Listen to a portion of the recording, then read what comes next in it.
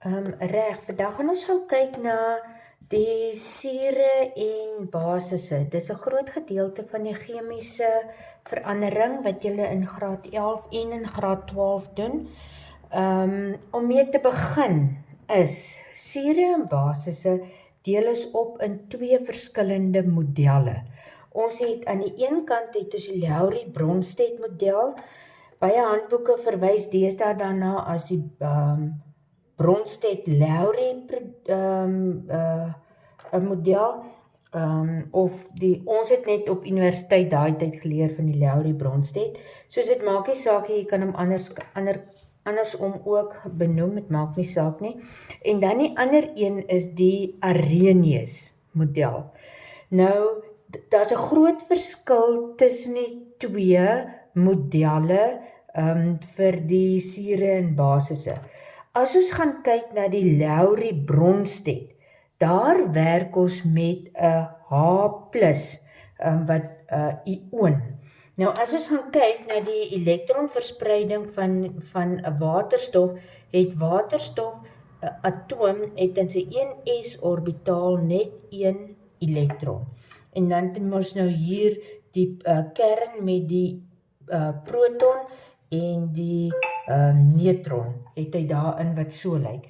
Soos as ons hierdie wegvat, die elektron wegvat, dan bly daar mos net die proton bly oor. Soos die H+ ion verwys ons ook na as 'n proton. Soos hierdie proton donor en proton akseptor beteken dus eintlik ons het 'n H+ ion wat afgegee word en wat geskenk word, 'n donor geskenk word en 'n H+ ion wat ontvang word. Soos die H+ ion wat oorgedra word, afgegee word en ontvang word, is dan wat die Lowry-Bronsted model identifiseer.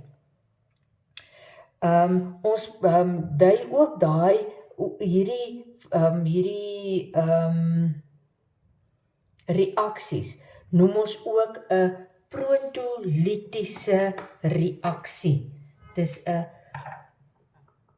protolytiese reaksie. Met ander woorde, 'n proton word afgegee en 'n proton word opgeneem. Dis waarop die Lowry-Bronsted model gebaseer is. As ons na die ander een gaan kyk, die Arrhenius model.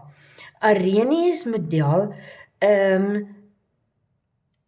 word gebaseer op die enige stof wat 'n H+ ion vrystel wanneer dit ioniseer in water, is 'n suur. So sodra ons iets het wat 'n H+ kan vrystel, dan is dit 'n suur. Soos die twee sure is redelik dieselfde gedefinieer, maar as ons nou kom by die Arrhenius model van sure en basisse, sê die Arrhenius model vir ons, alles wat 'n OH ion kan vrystel tydens die ionisasie of dissosiasie in water, daai hydroksied ion, dit is 'n basis. Soos hierdie die suur stel 'n waterstof ion vry, 'n basis stel 'n hydroksied ion vry. En by die Arrhenius model het ons ook die pH skaal waarmee ons gaan werk en dan 'n titrasie wat ons sal kan doen. Dit is net by die Arrhenius model.